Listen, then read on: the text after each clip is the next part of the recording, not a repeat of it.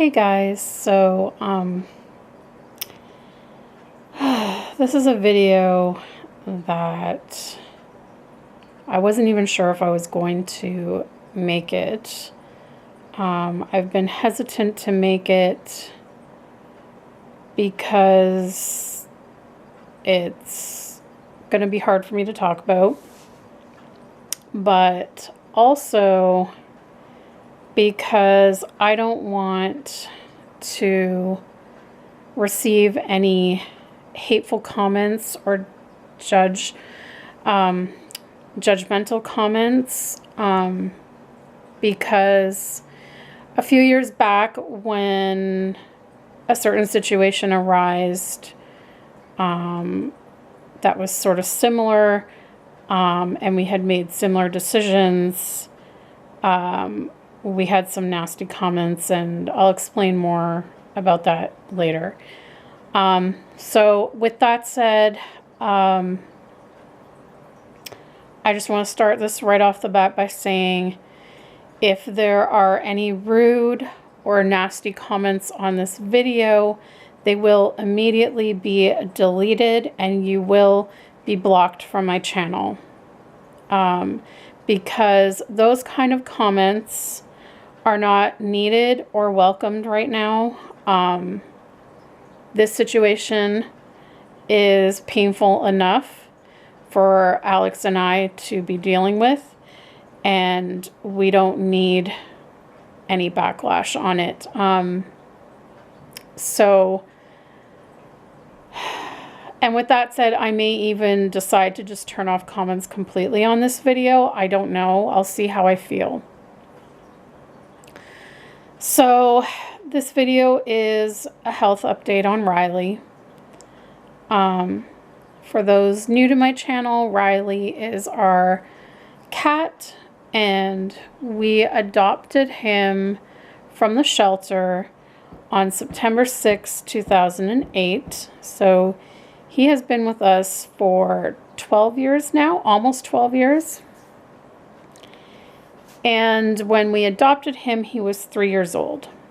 And he had been surrendered by his previous owners. And their reason was they were moving to an apartment building that did not allow pets. Which is such BS, but because apparently, I didn't know it, but apparently building owners are not allowed to not allow pets. But anyway, that's beside the point. I mean, we won out of that situation. So for those who have been around a while, you might remember that I think it was 2015. It was like around August, September, somewhere around there. We took him for his annual exam, and this was with his old vet, and his old vet was specifically a cat vet. She didn't deal with any other animals, just cats. And she was fantastic, and I really miss her. She retired a couple of years ago and shut down her office.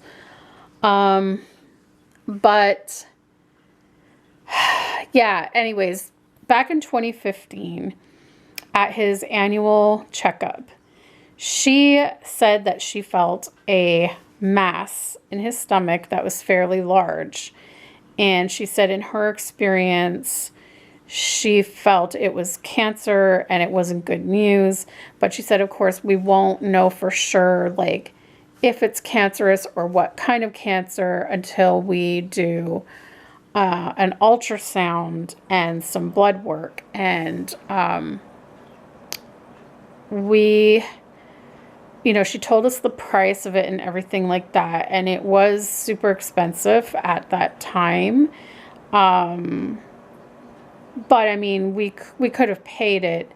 But we just felt at that time that if it was cancer, we were not willing to put him through cancer treatments. Like, We personally don't believe in putting an animal through chemo and all of these like intrusive procedures or treatments. We just personally at the time, and we still feel that way, we just don't feel like it's something that you should put an animal through, because they're animals and they don't understand what's happening to them, why they're feeling like this, why they're being poked with needles, why they're feeling sick. Like, they don't understand any of it. They're not like a human being that you can reason with and say, okay, this is what you have, this is what the treatment is, and it's going to help you. Like, they don't understand that. All they know is like, I'm being stressed out by all of these things. So at the time, we decided to do nothing. We decided not to get the ultrasound and just see what happens. And in the meantime, one of my wonderful viewers who works in a vet clinic suggested we switch his food to this other brand of food that was a low carb content, because carbs can feed a tumor. And so we switched to that diet. And at the time, this is where I was saying, at that time, when we made that decision, we got a few nasty comments from people saying, oh, you just don't want to spend the money. Oh, you would rather spend the money on your dolls than, you know, help your cat, blah, blah, blah. We got so many nasty comments. And it wasn't that. It was not about the money. It was about the fact that all the test would do was tell us what kind of cancer he had, but we were not willing to put him through the treatment. And that was our decision at the time. And lo and behold, the following year, when we went for his annual exam, our vet was completely shocked to see us. She thought for sure Riley would have been dead by then. And she was shocked when she saw us. She felt his stomach and there was nothing. There was nothing there at all. So either changing that diet cured the tumor, or it wasn't even a tumor to begin with. And we would have like stressed him out with an ultrasound and all this stuff for nothing. So she says, I don't know. She goes, I have no explanation. She goes, I thought for sure from my experience that that was a tumor and it wasn't good. But she goes, maybe it was just some sort of a blockage that worked. But really, like, she was baffled. Like, she literally had no explanation as to why the mass was gone. So his exam went well. He was perfect. He was in great shape. His weight had improved. Everything. She was absolutely pleased to see how well he was doing. So that was to 2016, and so that was great. So fast forward now to, I think it was in 2008, just before I went on the trip to Minnesota with Nicole and Heather. We took Riley for his annual exam, and while we were at it, we mentioned that he had started to like do more of that yowling stuff, like the roar, roar, like it's like this really weird meow, and it's really, really loud, and he would just kind of like pace the hallway doing that. And we were asking her, you know, like, why, like, what could be causing that? And she said, you know, sometimes it's just old age and they start to go a little senile. But she goes, it could also be maybe he's feeling off in some way. So she suggested that we do a full blood workup and just check everything, because at that point he was considered a senior cat. And so she said it's not a bad idea to just do an overall blood work. So we did the blood work, and the day that I was heading to the airport for my trip is when we got the call from the vet telling us that the blood work showed he was in the early stages of kidney disease. But she said because we had caught it so early, she felt good that, if we started him on some medication, he should do well and we might get a few more years with him.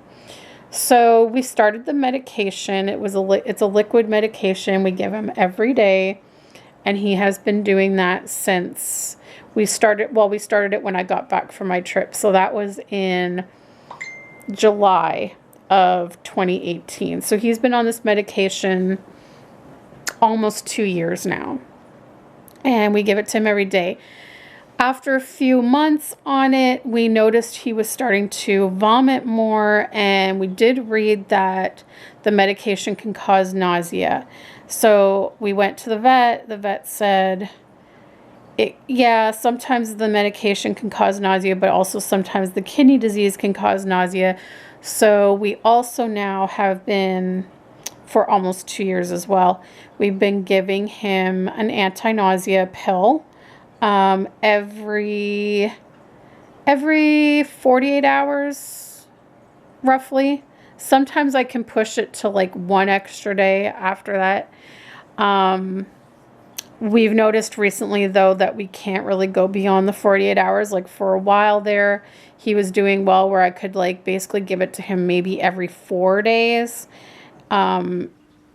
Every 3 to 4 days. Now it's like I have to basically do it every second day, or else he does get sick and throws up.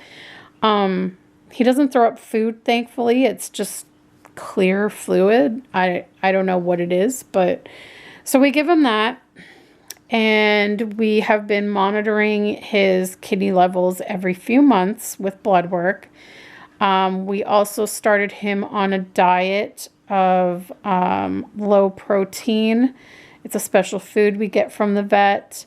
He's been on that for the past 2 years as well. And then we ended up having to switch it to a low protein, hypoallergenic food, because if you remember, when was it? It was maybe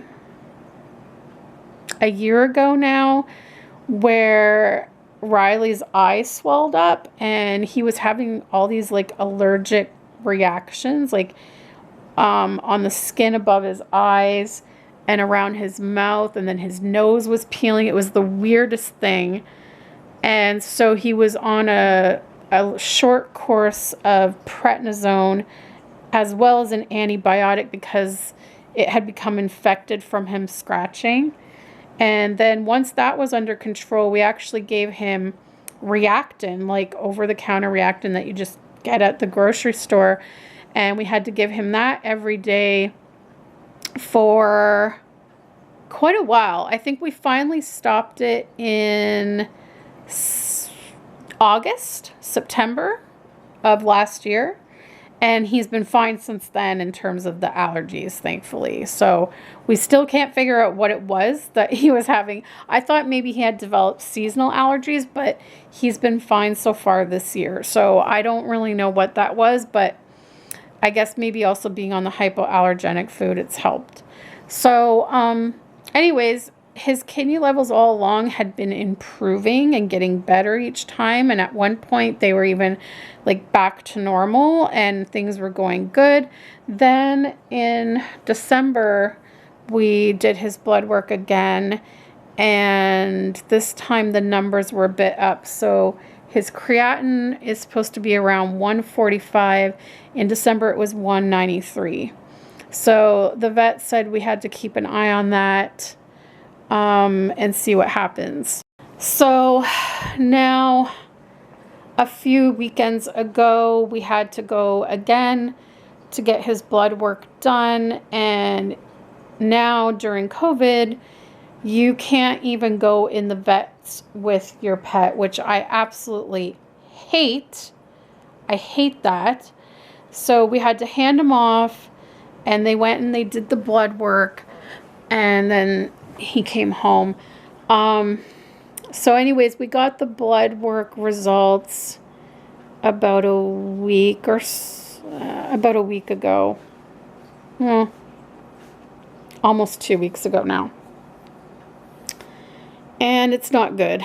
So his creatinine now is at 3. I think she said it was like 389. So it means that his kidney disease has progressed. And I mean, it's bound to happen. There's no cure for this. And it is the most common cause of death in older cats and senior cats. And yeah, there's nothing you can do to stop it from progressing. There's nothing you can do to cure it. It's just managing symptoms and trying to keep your cat as comfortable as possible.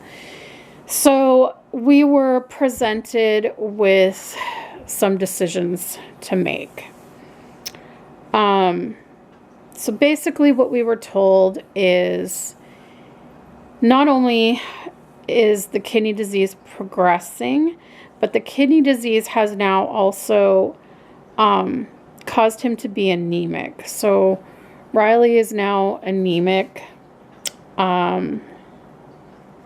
And that explains a lot, because I would say since maybe January, maybe around January is when we started noticing that sometimes, not all the time, but sometimes when he gets up and starts walking, he wobbles a little bit. And sometimes he has trouble jumping up onto our bed or the couch. And the bed thing, that's been something that I think has been happening for the past year, where once in a blue moon, he would try to jump on our bed and he would miss and he would slide down. But it was so like rare that we really didn't think much of it, except we just thought, oh, maybe he's getting a little bit of arthritis, like he's older, his agility, because it was so rare. But now it's happening more frequent, like where he tries to jump on our bed and he misses, and now it's to where he's also having trouble sometimes, like sometimes he'll miss getting on the couch, which the couch is lower than the bed. So there's that. And I would say since about January, I've noticed that he's gradually sleeping more and more each day and spending more and more time in his sleeping bag. And I mean, there's some days where he will sleep, like there was one night he slept in here from 6 p.m. until like 2 in the morning, guys. Like didn't even get up, just slept. And so the vet basically said that the anemia is causing his low energy and making him tired and want to sleep all the time. So she told us what we could do treatment wise, and I wasn't thrilled. Well, both Alex and I were not thrilled with what this treatment would be. So in order to treat the anemia, which is the first thing that needs to be addressed before we can address anything kidney wise, is my understanding. That's the way that she explained it to me, is that we can't do this one treatment for the kidney until we do this treatment for the anemia. And what it would entail is there's 2 different medications he would need for the anemia.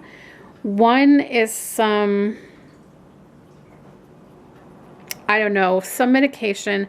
I it's a long name and I can't remember. It starts with an E, and it's basically a hormone, and it's because the kidney disease makes this hormone not work, and this hormone is what is needed to regulate the red blood cells.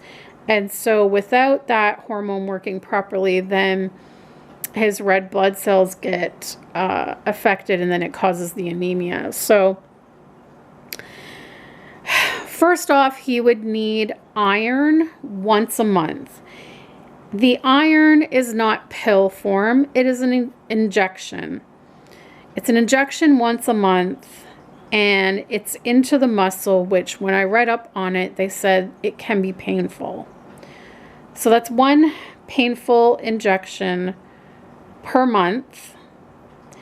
On top of that, he will need to get this other medication. It starts with E, and it's the hormone. And that too is a painful injection into the muscle. And when you start that medication, the way it works is that he would have to, the first week, he would have to get that injection 3 times in the first week. After a couple days after the 3rd injection, he would then need to go back to the vet and get blood work. And it would just be testing one thing. It would just be testing the anemia things. He would have to get that. So right off the bat, that's 4 vet visits in the first week and 4 needles. To me, that's very invasive and very stressful for Riley. He gets stressed out enough when we take him to the vet. I can't imagine having to put him in the carrier, drive to the vet, drive home 4 times in 1 week, and each time he goes, getting a needle, and each time he goes, not being able to go in with him. Because I'm telling you that there was this one time that I had to take him to the vet by myself. I had to take an Uber there, and that was when his eye was swollen. And when I took him to the vet that time by myself, he literally was headbutting my stomach. He was burrowing his head into my stomach, and I could feel him shaking.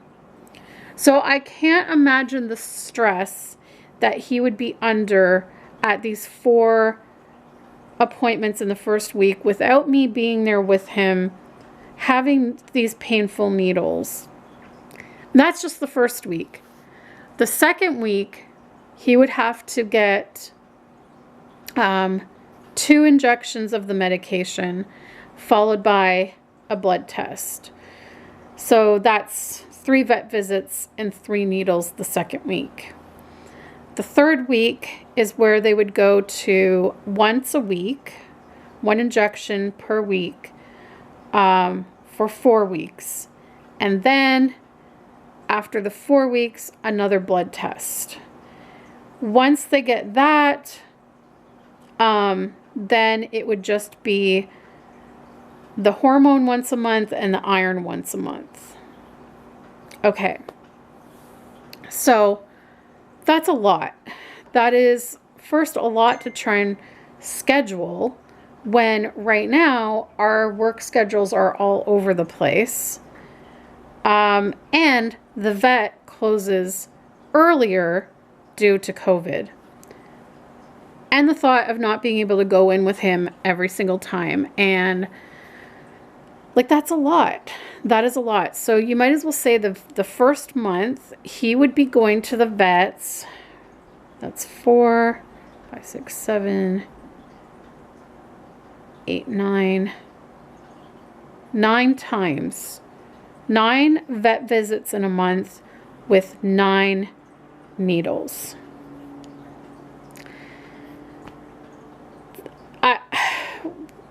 It's a lot. Now, she did say if we treated it, he could potentially gain more energy if the anemia is treated. But the reason that they have to do those blood tests after each round of that hormone is because there is a small percentage of animals that have a very bad reaction to it. So that's another thing that's weighing on me. Even though it's a small percentage, there is a percentage that he could go into anaphylactic shock, or there's also another thing that can happen where it does something to the bone marrow and it can make them like die, essentially. So that scares me as well, to think that, and also he could have anaphylactic shock to the iron injection as well. So that's 2 risks. Then on top of all of this, we would also have to give him a weekly injection that they said they can show us how to do at home. And it would be putting fluid under the skin, and it's like an IV. It's like an IV that you put under the skin. It's that fatty skin that cats have on the back of their neck. You put it in there, and it takes about 10 minutes apparently. And so we would have to keep him sitting still for 10 minutes while this needle's in his neck, and we would have to do it once a week. So even once the initial like month of like 9 to 10 vet visits and needles is done, then he's still basically going to be having 6 needles per month for the rest of his life. And she said if we do the treatment, he might have a year, maybe 2 left with us. If we don't do treatment, he has maybe weeks or maybe months left with us. So we went over all the pricing on everything, and while we can afford it and we can do it, we both don't really feel that we want to put him through that. We feel that it's going to be too stressful for him. And I base this off of the fact too that my first cat that I had to put down, Boots, she became sick pretty quick. But when we took her into the vet, she wasn't that bad. But she had to stay overnight at the vet. And when we brought her home the next day, like this is literally overnight, she came out of that vet worse than when she went in. I mean, it was night and day. She came home from just being in the vets overnight, a totally different cat. The stress, because she was a very skittish cat. Like if we had any company come over, she would run and hide under the bed and they would not see her.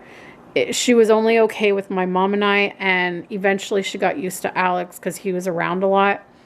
But everyone else, she would run and hide behind the couch or under the bed. So going to the vet stressed her out so much that she came back sicker than she was when she went in. And days later, she had to be put down because she was screaming in pain, and she was just, it was awful. And so that has always stayed with me on what stress can do to a cat that's already sick. And we personally feel like it could do him more harm. The stress of it all could do him more harm than good. So Alex is 100% certain that we should not do the treatment. He really doesn't want to put Riley through all of that. Me, I flip-flop on it. I keep flip-flopping on it, and I keep, 1 minute I agree with him, and I think about what Boots went through, and I agree with him, and I in my mind, like, I can't picture putting Riley through all of these painful needles. so frequently and taking him away from his home to the vets like several times a month. Like, that's a lot for him. He's going to be 15 years old at the beginning of July. He's going to be 15. So the average life expectancy for a cat is 12 to 15 years. Some cats can live longer. I've heard of cats living to 18, 19, 20, but it's rare. So, you know, Alex is like, he's lived a good life. We've given him a good life. And I agree. I mean, he's the most spoiled cat ever.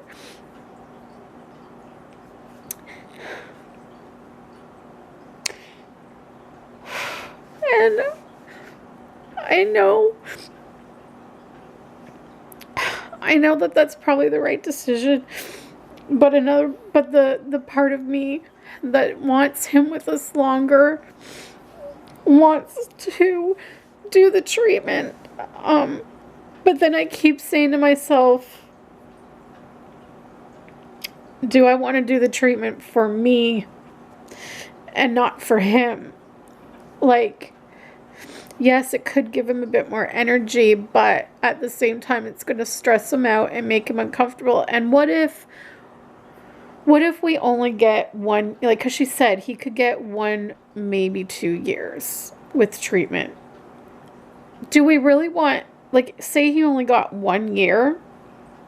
Do we really want his last year with us to be filled with stressful vet visits and stressful, painful treatments? Like, he's an animal. He doesn't know why he's getting these needles. He doesn't understand, and it's painful. Like, I've read that the ones that go into the muscle are painful. Do I want to subject him to that? I really don't. But of course, like, I've been thinking, like, I've been looking into, like, oh, you know, what if we could get a house call vet? Like, I didn't even realize it, but apparently our vets do house calls.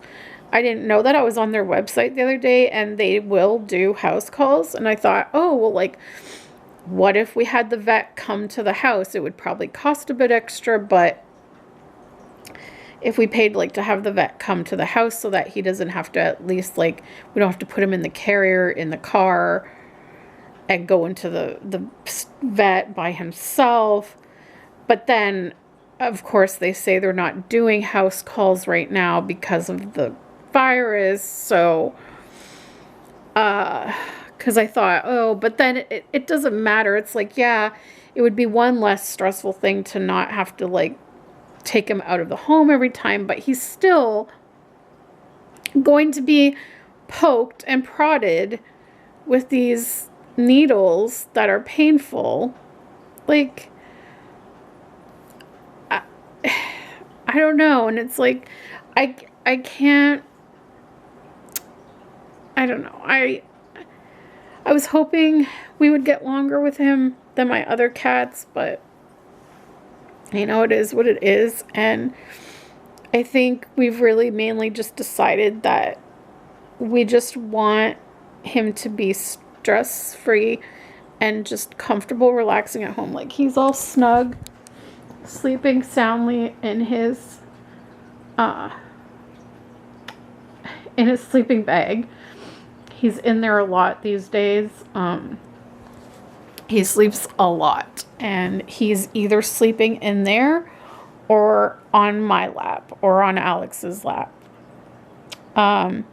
We've noticed, we've noticed in the last week that he's vocalizing a lot more yowling, and I don't know.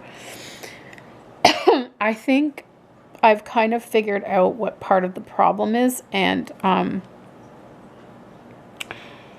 when I took him to the vet for his eye that time, she told me that he also is getting cataracts. But it's not like, there's two different types of cataracts, and it's not the one where the whole eye goes white. It's this cataract that pretty much all cats get as they age. And so it's where their eyes become cloudy, and you can see it, like when you look at him, you can see his eyes are a bit cloudy.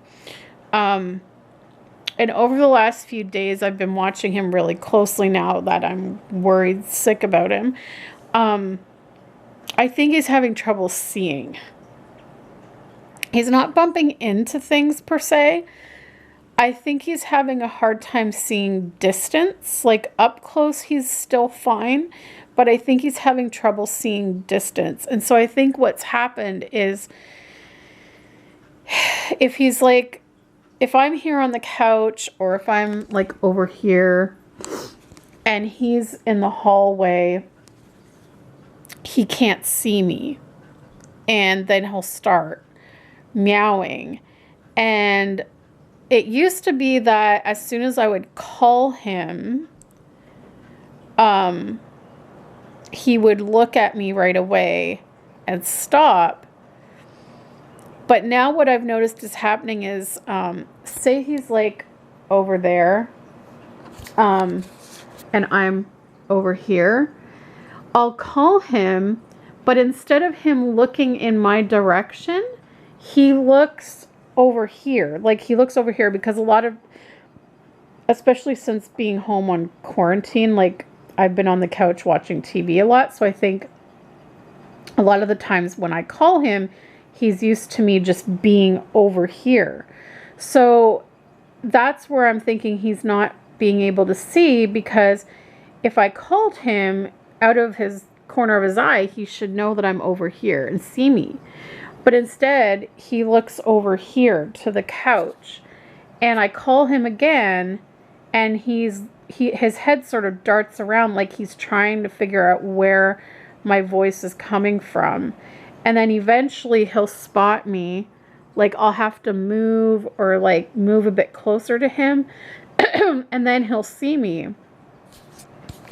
So I think he's also having trouble seeing, which sucks. So yeah, it's just been sad, because like he won't play anymore. I'll try to get him to play with his toys, but he won't run.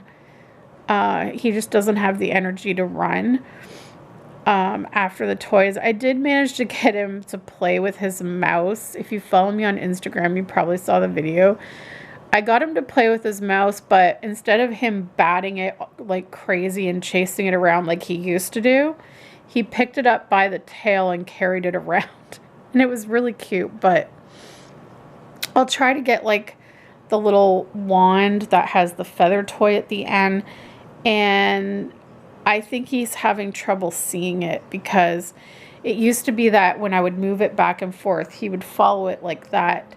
And now he can't follow it. So I think part of the not playing is that he can't see it. If I bring it up close to him, he will give it a few good hard swats. But that's about it. And one time it looked like he was going to pounce on it from a distance, but he wasn't doing the bum wiggle that he usually does before he pounces. And so instead of pouncing, he literally just got up and walked to it, gave it one bat, and then went and got water. So he just doesn't have the energy to play. He sleeps the majority of the time. Yesterday he was awake a lot. Like he might have the odd day. It's like maybe every second or third day where he's awake a lot. We've tried, now that the weather's nicer, we've tried to put the chair by the front door so that he can look out the window. He did it a little bit yesterday, but he didn't stay for very long each time. And I thought for sure he was going to go up there today, because there was a big spot of warm sun that he usually likes to sunbathe. But no, instead he came into his sleeping bag. So he's kind of hiding sometimes, I guess, in here, or maybe he just likes the warmth. So yeah, and then we've noticed, his vet said, you know, he might get grumpy sometimes because of being tired, which we've noticed too, like, I would say over the past 2 years, he has started to be a little aggressive at times, which he never was. Like, I used to like bug my old cats. I used to like play fighting with them with my hand, and like they would just swat me and like gently bite me. It was play fighting. He would never do that. It didn't matter if I like played with his tail or like made his fur twitch, like things that used to like drive my other cats crazy that like would get them play fighting with me. He would never do. I could do anything to him and he would not have a care in the world about it. He would just sit there purring. And now you can just be petting him normally, and it's like after about 5 minutes, he's had enough of being petted and he will swat you or bite you. And that's not like him. In the past, that started about 2 years ago. And then he also started hissing at the vacuum 2 years ago, which my old cats, they used to hiss. Well, no, Sneaker never hissed at the vacuum, but Boots would hiss so much at the vacuum. Riley would never hiss at the vacuum. He would run away from it, but he would never hiss. And so that started about 2 years ago, hissing at the vacuum. And then in the past week, twice now, he's bitten me, followed by a hiss, and all I was doing was just petting him, and he was purring and loving it. And then it's just like all of a sudden I've had enough, and he bit me and then hissed at me. And then another time I was picking him up and holding him and cuddling him, which I've done lots of times over the years, and he usually laps it up and purrs and loves it. And this one day, like, I was trying to film something of me cuddling him as part of a video that I was doing. And he was fine. Like, he was loving it just like usual. And then all of a sudden, he turned around and like swatted me really hard in the face and then bit my arm and hissed at me. And I was like, okay, like that was out of nowhere. And the night before that, I was video chatting with Nicole, and I was just sort of like mindlessly petting his head while we were chatting because he was sitting beside me. And all of a sudden, like, caught me off guard. He just like bit my arm and gave me a big hiss. And I was like, okay, so he's getting moody. That was last week though. And this week he's been okay. Like, this week he hasn't done any of that. This week he's been enjoying the pets, and he's been purring, and he's been trying to like sleep on us or sit on our lap or whatever. And this week he's been spending less time in the sleeping bag and more time on us. But yeah, so it sucks. It's the part of having a pet that sucks, is that they don't live as long as humans.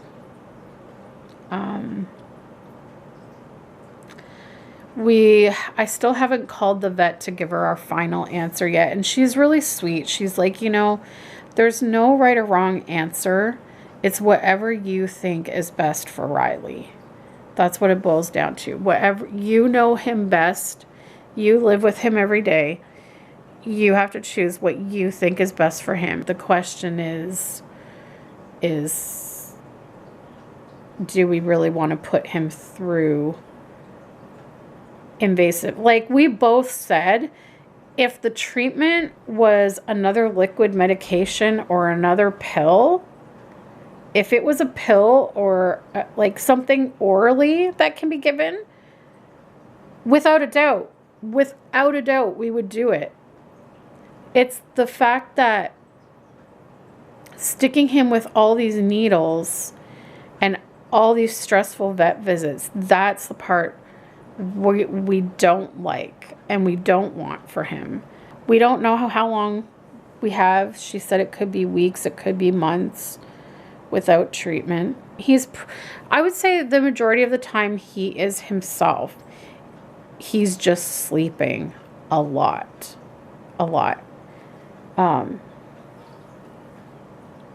And so that's where we're at.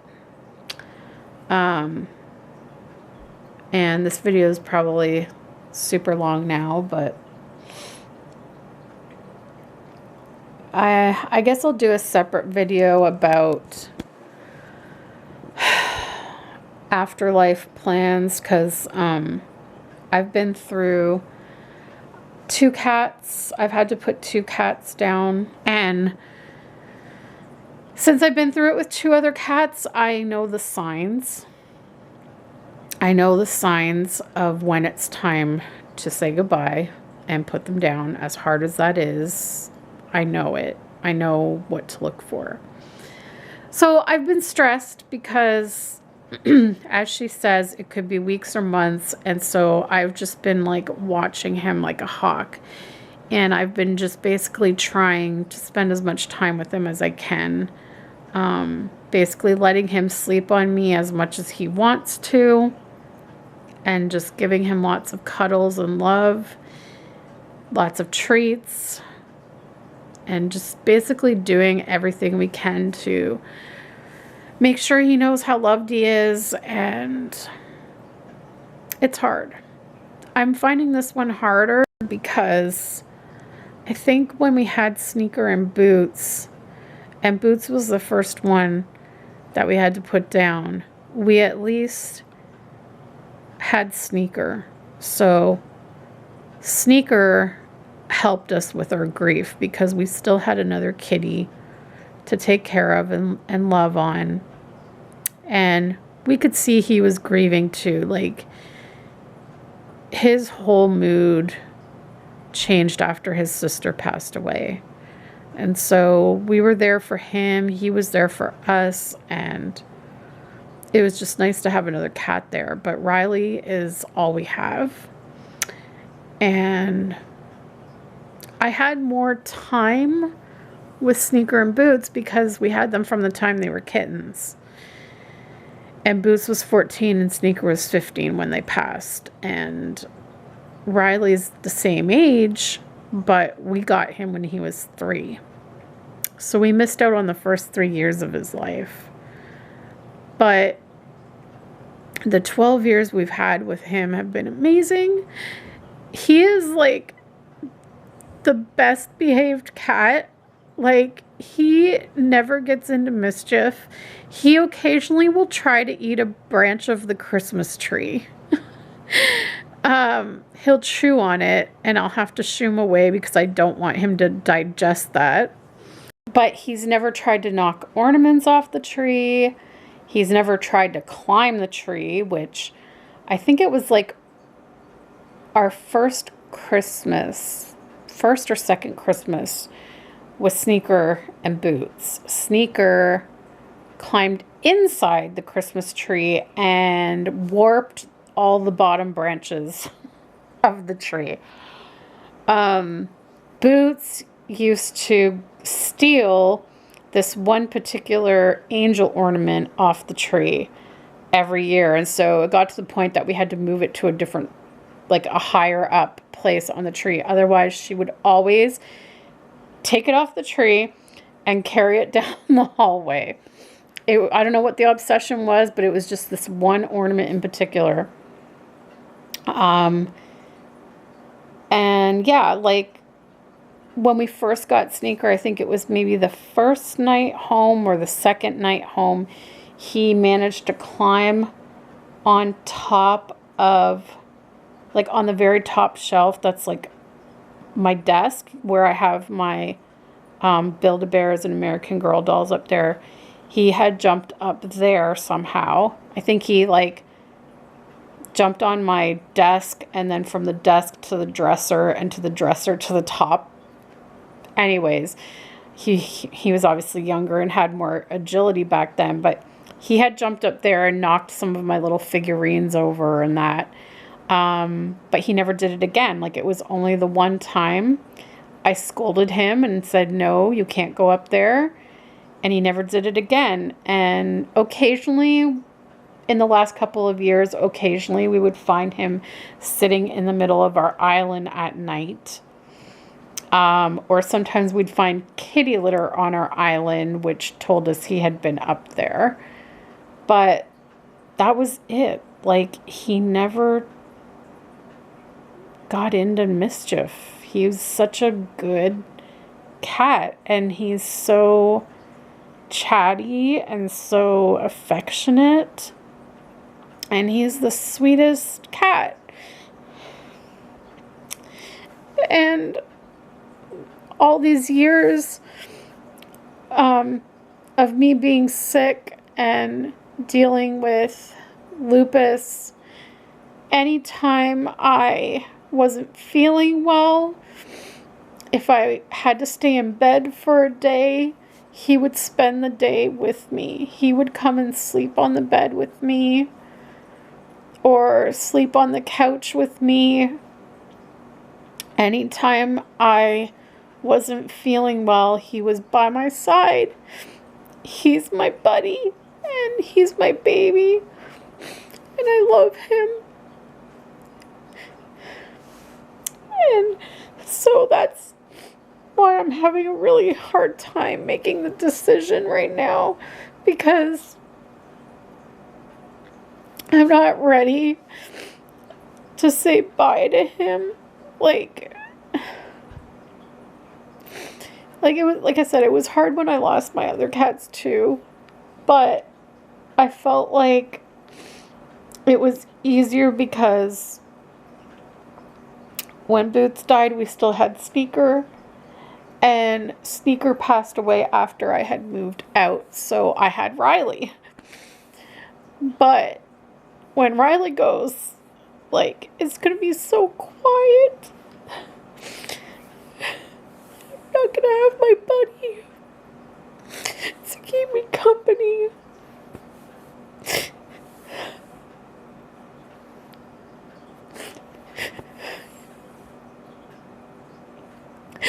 I just can't imagine him not being here. And I watched Charles Tripp here on YouTube, and he had to put his dog down a few weeks ago. So my heart breaks for him. And I loved that dog too. I loved watching that dog on his channel. She was such a cute dog with a big personality. And he made this beautiful memorial video. And I want to do the same thing with Riley, but I don't know, like, it's going to take a long time to do because I have so many videos and pictures. So to try and figure out how to condense it. How do you condense 12 years? But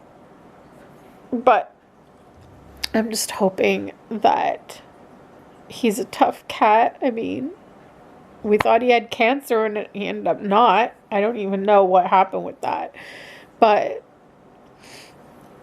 I don't know. I just hope that he will be around longer than we think.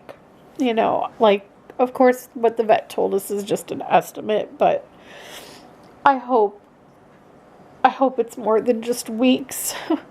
Like, I would love to see him make at least one more Christmas with us, but we just don't know. So I'm going to sign off because this video is probably super long, and if you have made it to the end, God bless you, because it's a long video, I know, but I just had to make this update to tell you guys what's going on. And if you don't hear Riley meowing in the background of my videos as much, it's because he's sleeping all the time. So he's not often meowing in the background of my videos anymore because he just sleeps and sleeps.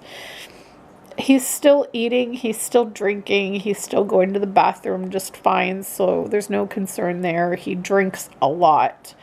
He just drinks so much water, which I think is from the kidneys. Like, that's why they said, like, to do the fluid under the skin so that he doesn't dehydrate. But anyway, so just please, guys, be kind. Don't leave any nasty comments about our decision. We've agonized over it. At least I have. Alex was pretty solid on the decision right away that he didn't want to put him through the treatment. As I say, I keep going back and forth on it, which is why I haven't given our final answer to the vet yet, but I really need to do it soon. And I think in my heart, I know that I don't want to put him through that, and that if I did do the treatment, it's more for me to get more time with him, and it's not necessarily going to be a happy choice for him. So I have to be okay with it. I have to be okay with the decision, and I have to tell the vet. But anyways, guys, that's it for this video. Anyways, guys, thanks for watching, and we'll see you next time. Bye.